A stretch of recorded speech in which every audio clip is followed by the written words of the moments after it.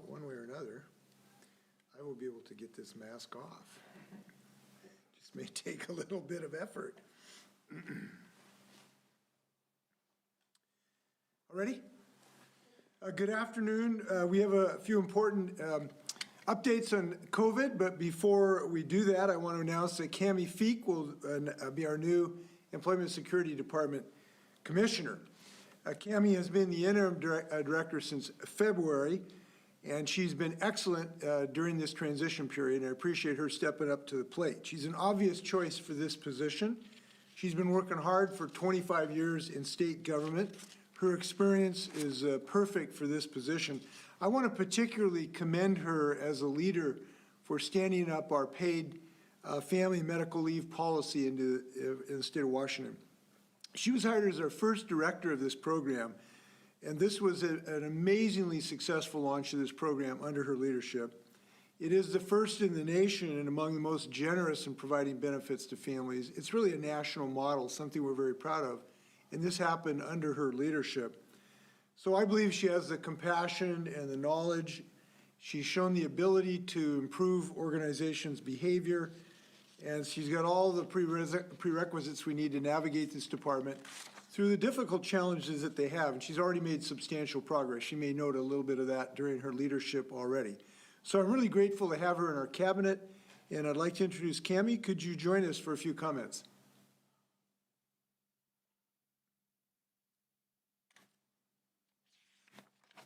Absolutely. Thank you, Governor Inslee. I'm honored and humbled to really serve in this role at a time when our agency's services are most needed. I'm grateful for your confidence in me, as well as the bipartisan support I've experienced working with the legislature. Having dedicated my life to public service, I see this as a unique opportunity to lead an amazing team that's committed to making a positive impact and real progress for people and communities across Washington. There's no doubt that it's been a difficult time for all of us, and I go into this role with eyes wide open. ESD is a continuous learning organization, and I'm committed to applying all we've learned in this crisis to increase equitable access to our many services and improving the experience for our customers. I really look forward to taking the investment that you and the legislature made in ESD this past session and accelerating the progress we've made to date. There are significant expectations for us to do our best in this work, and I'm committed to delivering it in a steady and consistent way. Since my temporary appointment, as you noted, we've made progress. And although this isn't an exhaustive list, a few quick examples include successfully stopping an organized imposter fraud attack in early May. We prevented and didn't pay these criminals in their attempts to steal UI benefits.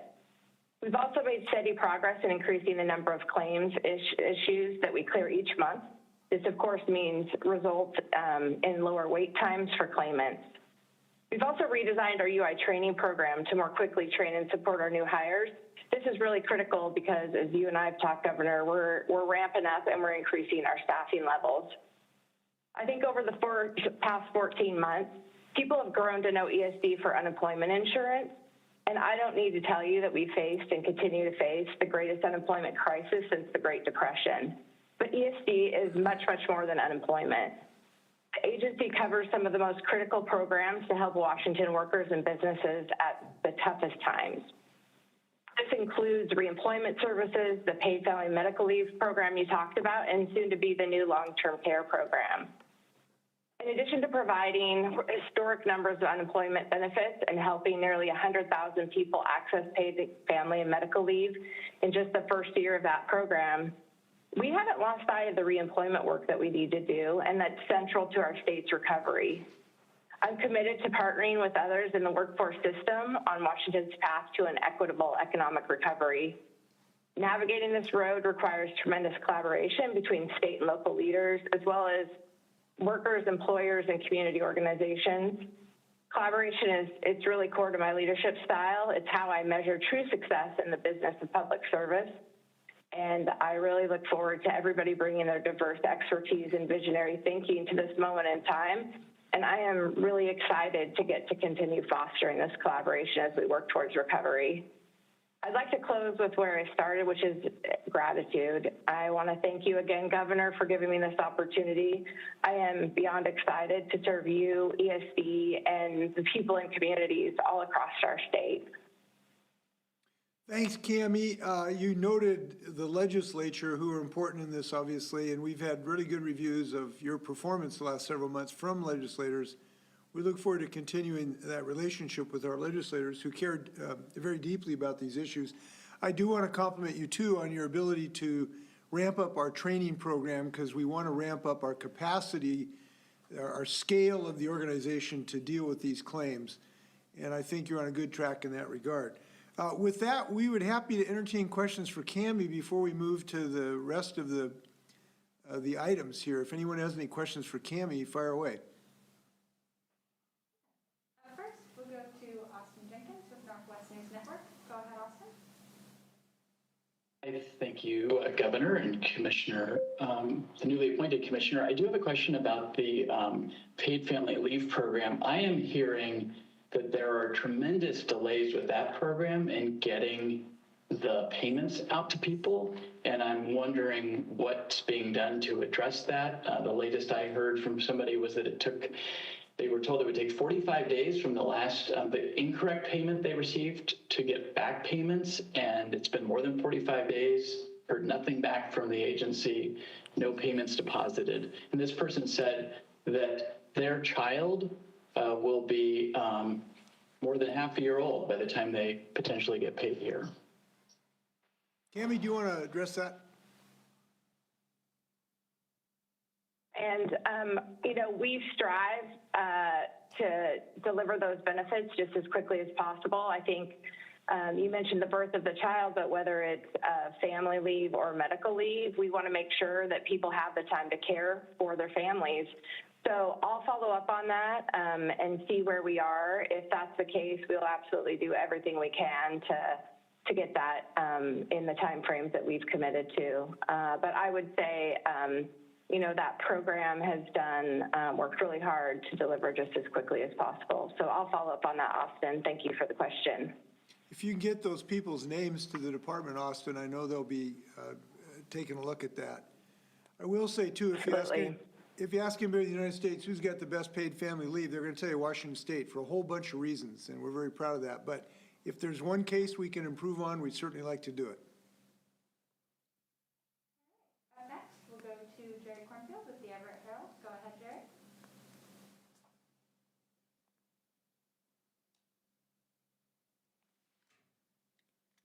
And Review Committee had held a hearing on the two state audits the ESD audits.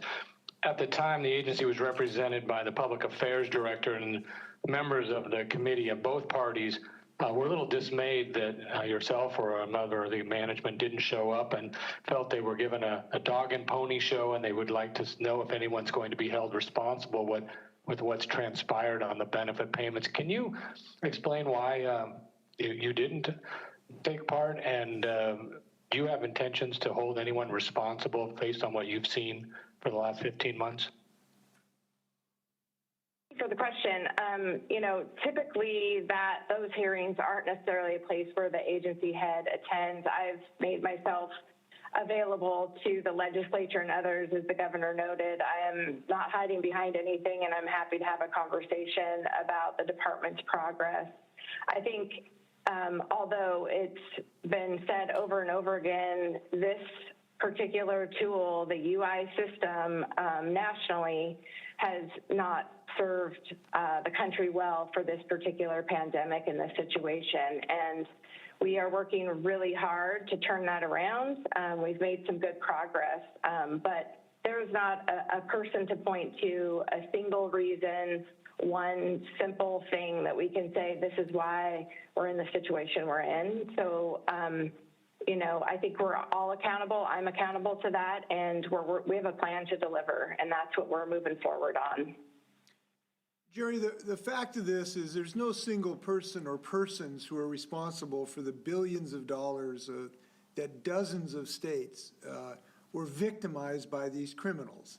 This was a systemic problem of an unprecedented pandemic, of an incredibly complex system where people were trying to help people as quickly as they could. And other states suffered billions of dollars of damage. I'm happy we've recovered hundreds of millions of dollars from this. This was a systemic national problem. And I'm glad that we've stopped the fraud now, and Cammie's leadership was successful this spring in stopping this fraud, and I'm appreciative that our ability to do that. So, but she did point out that we need to give consideration to systems that aren't so complex, that can serve our people in these emergency disasters of this economic downturn. And that's something the nation needs to consider, because we really can't solve this alone. We need the federal government to help us in this regard so that we can serve people even better. Up next, we'll go to Nicole Jennings with Cairo Radio. Go ahead, Nicole. Thank you for taking my question, Governor and Commissioner Peak. How many people are currently waiting on their unemployment claims to be adjudicated? And can you tell us when the benefits data dashboard will come back up for us to see this information? It's been down for about 5 months now. Sure, absolutely. I think the claims number fluctuates daily, and we're on a path to get the dashboard back up in September, sooner if we can, but that will give us a well-rounded, I think, picture of metrics, because I think just one metric around the claims volumes doesn't tell the complete story. So we're working on that, and we'll have it back up soon. Our last question in this section will go to Essex Porter with Cairo 7. Go ahead, Essex.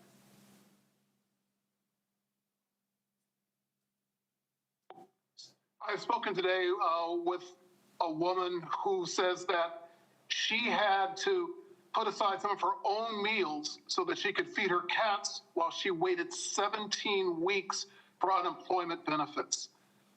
What will you do to ensure that that never happens again to anybody in our state? Cammie, you want to talk about some of the improvements you've already made and what you intend to make? Sure, absolutely. And I would also say, Essex, please, if you hear any of those stories, send them to us immediately. We are doing everything we can in our plan, and the way that we approach this is to serve those that have been the longest waiting. And so those are the people that we are trying to reach the most. And it is a complicated system, but we have a three-part strategy. The first is we are hiring up. We are hiring a bunch of people in both intake and adjudication, which are the key area, bringing hundreds of people on board. And that is really the scaling that we need to do on the resourcing side. We're also looking at how we improve technology. If not today, soon we'll have a contract for a technology that will greatly improve our ability for people to not just chat with us, but also through our phone system get updates and status on their claims. And then the third part of that is the customer experience and looking at how we bring in better experiences on the front end. And we've done a lot in that area, but we are talking directly to our customers to find out how to best serve those and to remove barriers that I'm sure are consistent with what the person that you met with and talked with is, Essex. And so the main thing is right now we are super focused on recruiting, retaining, and staffing up a much larger team to really bring that backlog down and serve the people that have been waiting.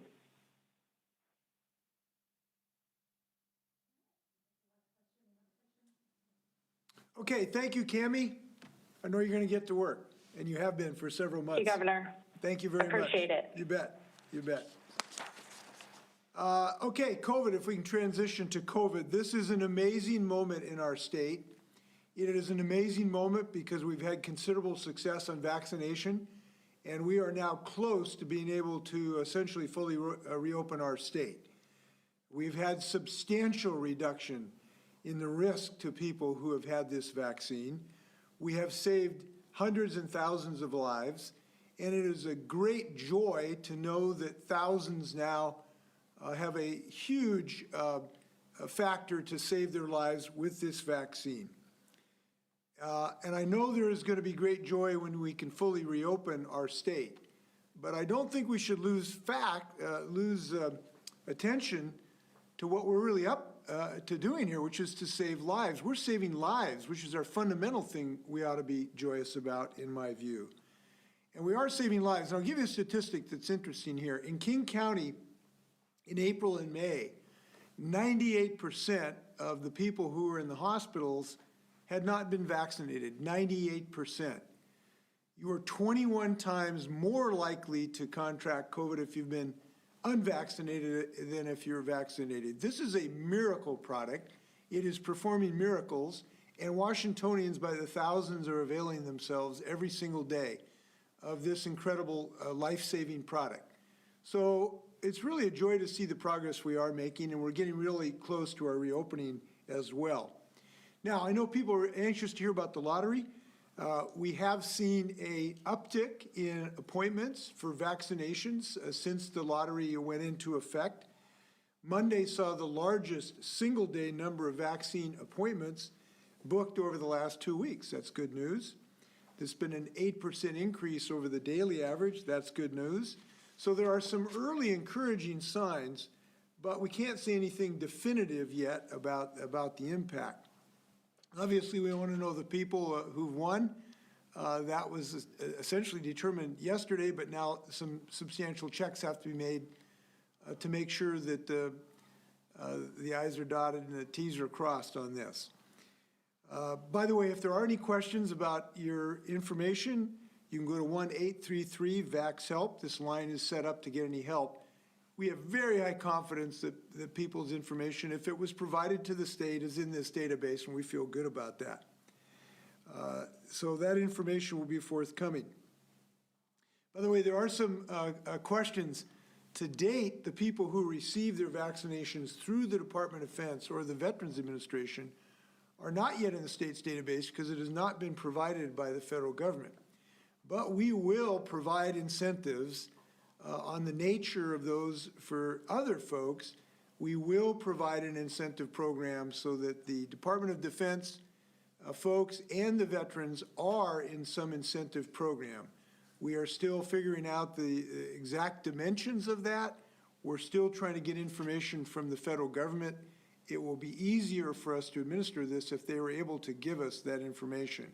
But if they are unable or unwilling, we will have probably a standalone program for our folks in the military and our veterans. They're owed that. We're going to make sure that they get that. We're working diligently trying to get that to be stood up as soon as humanly possible. We also, just now an update on where we are on reopening. We are in our aggregate numbers are now adding the aggregate number of doses that the Department of Defense and the Veterans Administration have told us has been administered to residents of our state. And that's good news because that's about 152,000 people that we can add to our total. We're putting those into our aggregate numbers now. Now, so the good news is when we've added that in and we look at our current state data, we have shown that 66.4%, an initial vaccination rate for Washingtonians of those who are eligible who are 16 and up. And as you know, we picked 16 and up because that's the folks who were eligible when we started this metric. This is more than 4 million people. Pretty exciting to know 4 million people have additional protection in our state. And we're making great progress, as I've said, continuing on that upward climb. So we're encouraged by the progress we've made to be able to hit our 70% goal. We'd love to do that before June 30th. We don't know if that's possible or not, but if we do hit those numbers, we're going to reopen our state essentially immediately. So if you're thinking about this, there's a lot of good reasons to get this vaccine right now. You can help us reopen up earlier, and you'll be part of this pool, and that pool's not going to last forever. Don't let those folks get in line ahead of you to potentially win this lottery. You got a place in line. Make sure you take it now in the next couple of weeks. So either way, we will be reopening our state quite soon, one way or another. And I want to encourage people to get vaccinated to help us in that degree. Also, some good news. Seattle has fully vaccinated 70% of residents 12 years in age and older. Seattle is now the most vaccinated large city in the United States. Congratulations to Seattle. We want everybody to get to that level, and we'll save a lot of lives in the state of Washington. Congratulations to Mayor Durkin for her leadership and many other leaders in Seattle who've done everything they can to make this accessible throughout their city. They've been very creative getting to folks who might not normally have good access to health care. Today, we hope to answer any questions about the COVID mitigation efforts as well. We've been working on COVID mitigation guidance for when we lift our restrictions. And here's the scoop. Industries may return to usual operations by June 30th or earlier if we hit this 70%. With one caveat, current applicable mask guidance will still be required. There will also be some continuing capacity restrictions for very large indoor event venues. And there will be certain COVID mitigation measures going on in schools and universities with their own decisions. This is the way this will work. Large indoor venues that can accommodate 10,000 people or more will be limited to 75% capacity after we lift most of these COVID restrictions. We will not require physical distancing, but attendees will have to follow the masking guidance. Obviously, this is a basic principle of public health to try to prevent large COVID events. We don't want to see large events spreading this disease, and we still have risks because these variants are still out there. And as you know, one variant is increasing in our state that we have to be aware of. So this is an ongoing protection that we will continue. However, if all of the attendees are fully vaccinated, other smaller venues can fill to full capacity right now. We also expect the current masking guidance to remain in effect, as well as our travel guidance that largely mirrors CDC recommendations. Lastly, I'd like to reflect on some of the progress we've made. This is an incredible time. Vaccinations are now widely available. They are free. More than 2/3 of our people in our state have initiated their vaccinations. And the public's confidence in this miracle has grown every day. And the reason that confidence has grown is because of the facts that people are observing. It's understandable that some people who've wanted to hold back for a while to see how this has unfolded. But what they have seen is unbridled success. Hundreds of millions of people have now had this vaccine with essentially little or no untoward effect. 98% of the people who are in our hospitals today are people who have not been vaccinated. This has been shown to be free. And so those facts, as they have enrolled, are now increasing the people who want to get vaccinated. It's a good thing. And that hesitancy now is being reduced. Soon we'll be able to get back to essentially normal operations. We should be very proud of what we've accomplished in the state of Washington. We've saved thousands of lives, and now we're on the verge, on the cusp, on the doorstep of getting back to full operations. It's a good day in the state of Washington. With that, we'll stand for questions. We have Lacey Fehrenbach here today and also Nick Struley to stand for questions if anyone has pertinent questions. You may fire when ready, Gridley. First, we'll go to Drew Mickelson with King 5. Go ahead, Drew. Good afternoon, Governor. You said you think there's been an uptick thanks to the lottery, but some 2 million people still remain unvaccinated. Is the lottery and the use of those funds the best way to get at those folks? And is there another incentive plan being worked on by your office and health officials? It's certainly a good way. This has shown to be effective in other states where there's been fairly significant provable uptake. It's too early really to say now. I've indicated there's some promising news in the last 48 hours that I told you about of having higher numbers the last couple days and higher new appointments coming in. So there's some early good news. But look, this is not the only game in town. We have a very extensive public campaign to share scientific information with the public. By the way, I almost forgot this. Something else we ought to be proud of. The public information campaign to share this information just won an Emmy for the folks who produced it in the state of Washington. And it's kind of nice to know we've led the nation in so many ways, including a way to share information in something like 54 languages for people in a scientifically credible way that is giving people increasing confidence. That's very important. So there's a lot of things that are important, not just this lottery. As far as the incentives, the incentive program will continue with hundreds of prizes, as you know, in multiple ways, including with private enterprise. And we'll continue to look for ways to make this easier for people to make this decision. And fundamentally share the good news for them about the science behind this, about how effective this. Look, when you've had hundreds of millions of people get this vaccine, maybe there was a reason to hang back, but at this point, there's no need to. You've had hundreds of millions of people whose lives are being saved with no untoward, significant problems of any long-term nature. It's time for everybody to get vaccinated. Up next, we'll go to Jessamine McIntyre with Q13. Go ahead, Jessamine. Thank you very much for taking my question. According to the CDC, there are millions of doses of the Johnson & Johnson vaccine that are in danger of expiring. For instance, in Ohio, there's over 200,000 that are set to expire on June 23rd. Is that a problem for the state of Washington? How much Johnson & Johnson is currently in the state, and how much is set to expire at a soon date? Lacey, do you want to talk about that? I have something to add, but why don't you take it right now?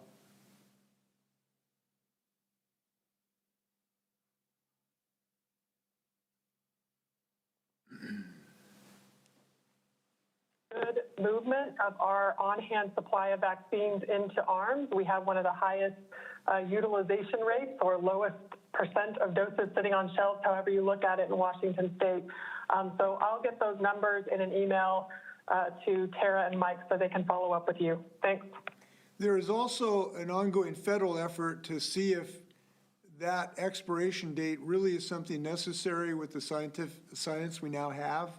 So we may have some further guidance from the federal government about its usage in this regard. But I know DOH would do everything possible to see that those are used when they can. Again, this comes back to Washingtonians making individual decisions, though. We need people to step up to the plate. Government can't do this alone. These are individuals. And so we hope people will take this step. Okay, up next, we'll go to Keith Eldridge with Como 4. Go ahead, Keith. Governor, this has to do with the economy. You're talking about reopening the state fully on June 30th or prior to that. Dr. Steve Lurch this morning said that the economy is already making a big rebound. What's your take on the fact that the state's already in good shape? Well, it's good news.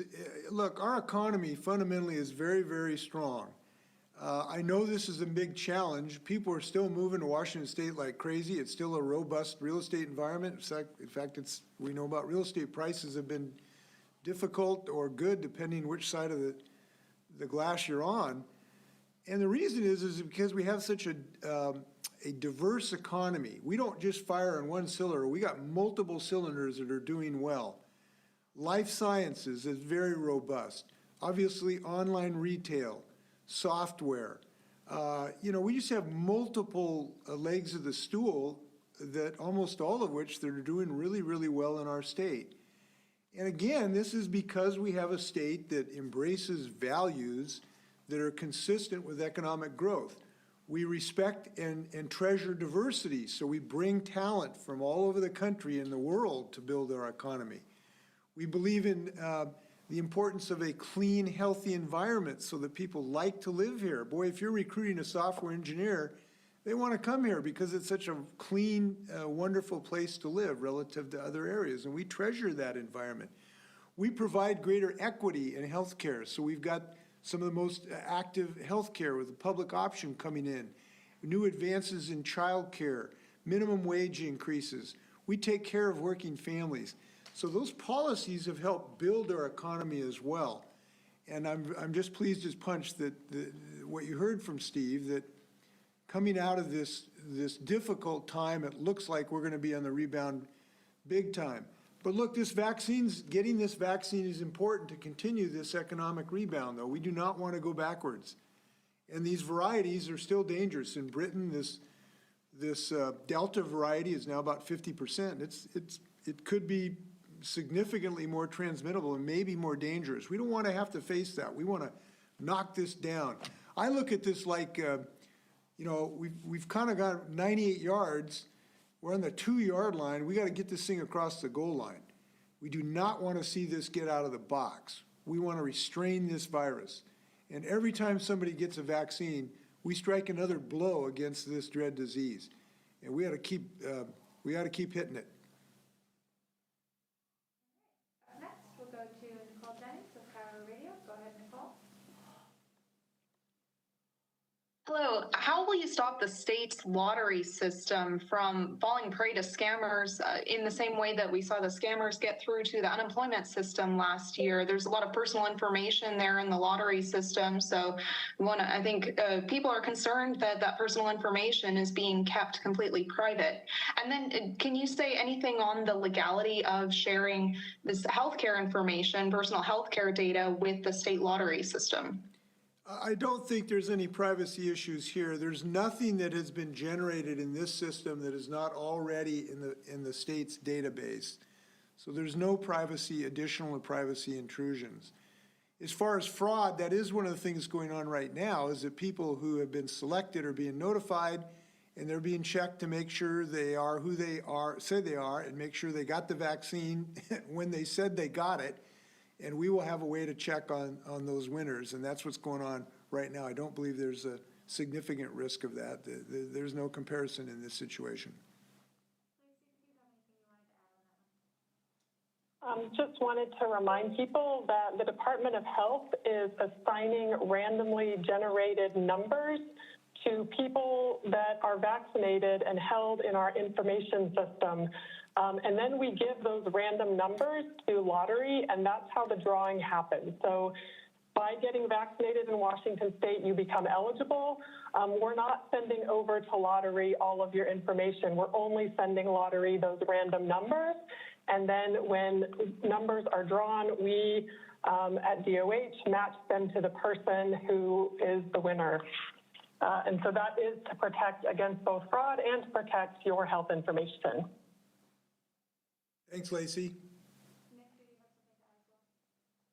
Just wanted to add one last little bit, building on Lacey's remarks, that when a cash prize winner is selected, and this is standard lottery practice, that once a cash prize winner is selected, they actually show up in person at a lottery office in their local area to fill out a bunch of the paperwork, verify that they're a Washington State resident, and go through other additional fraud checks. So the system really has wraparound protections that are really all built into the lottery system from the very beginning. And if we'd followed the same things during the pandemic, nobody would have got their unemployment checks for 4 years. That's the difference. We couldn't do those things. We needed to help people, and we did. Next, we'll go to Jerry Cornfield with the Everett Herald. Go ahead, Jerry.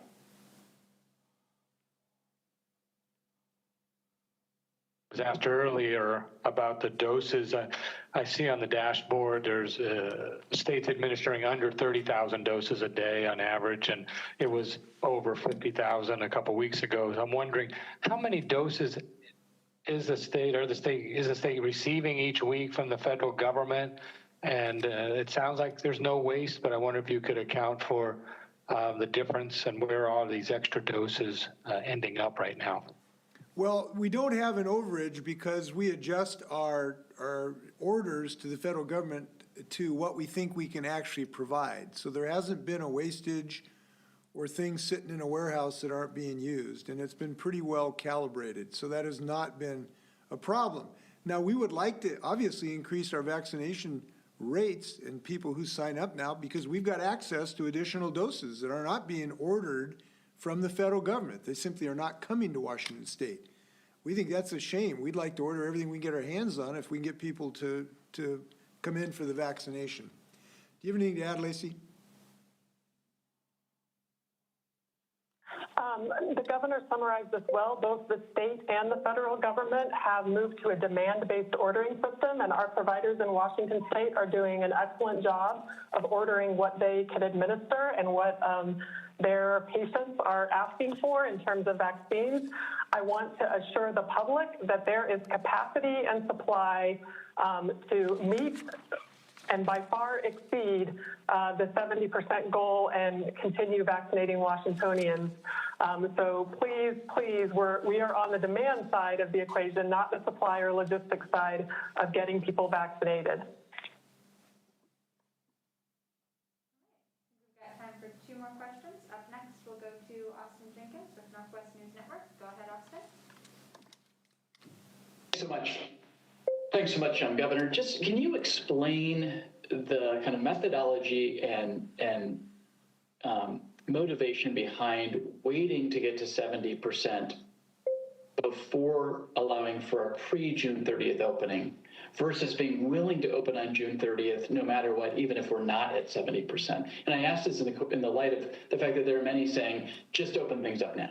Well, we are going to open up on June 30th, even if we are not at the 70%. So I'm sorry if that word didn't get to you, but we've tried to make this abundantly clear. We will open up on June 30th or before that if we hit 70% before that. We think these are reasonable decisions. They're reasonable for 10,000 different reasons where we have evaluated the risk that we now have, the rate of vaccination, the presence of variants. Every week or every day we look at the statistics and metrics on this subject, and what we see is that the vaccination rate appears to be restraining the virus so that we continue to have declining numbers of infections that are occurring on a daily basis. That's very pleasing. That has now continued for a few weeks. We also have continuing declining in hospitalization. That is extremely pleasing. Same situation. And so those trends, we believe, give us confidence that we can reopen, reduce our non-pharmaceutical interventions. So it's a collection of all that data and our best assessment of the status of the virus. But we thought if we reach 70% earlier than that, it makes sense to move forward earlier, and that's the rationale behind our decision. Okay, we've got time for one last question. We'll go to Christine Tyler, Pink 5. Go ahead, Christine. Hi, Governor. Going a little bit more on the city of Seattle reaching that very impressive 70% threshold of vaccinated, do you have any thoughts or guidance for other counties throughout the state to catch up to that very impressive milestone of more than 70%? Well, Seattle has done some good things. They have, Mayor Durkin has made sure that they send mobile clinics out to underrepresented communities that don't historically have don't have adequate health care. They've been very attuned to provide language services to people that make sure language is not a barrier. So they've done some really aggressive and effective things like that. But so have other communities well. Pierce County's done some wonderful things, sending out mobile clinics to churches and community centers. They've done those same things as well. Look, this is, at some point, citizens are making the call here. Are they going to get vaccinated or not? And there's been more people in King County who have made that individual decision. We hope that people will follow in that direction, and they are. They are increasing throughout the state, the numbers of people being vaccinated. So I don't think, you can say that if you'd done exactly the same thing in King County, you'd have the same numbers in other counties. It just hasn't worked that way. But we are being very intentional in increasing access. The state has a care van situation now. We have vans that will go out to community centers. I think there's been like 28 requests for those already. We're having, as I've said, a very active public relations campaign, won an Emmy for it last weekend. So those things are continuing, and I think this incentive program has a possibility of helping as well. So we look at this as a good news story today of we're heading upward, and that's the direction Washington always wants to go. No, thank you. Thank everybody for being a leader here too. I do want to emphasize leadership counts here, not just from governors or presidents. Everybody's a leader here. Anybody who's a cousin or an uncle or a nephew or a father or a grandfather or grandmother, we can all be leaders here. And I hope you can be a leader for the people you love. Talk to them about this. Ask them to call their physician. Ask their physician a couple questions about it if you do have hesitancy. If you'll ask your son or if you'll ask your grandparent, hey, could you think about getting the vaccine? we're going to skin this cat. And we're doing a good job on this, but I just encourage everybody to be a leader here. Nothing better than saving lives, particularly if they're Washingtonians. Let's go get them. Thanks a lot.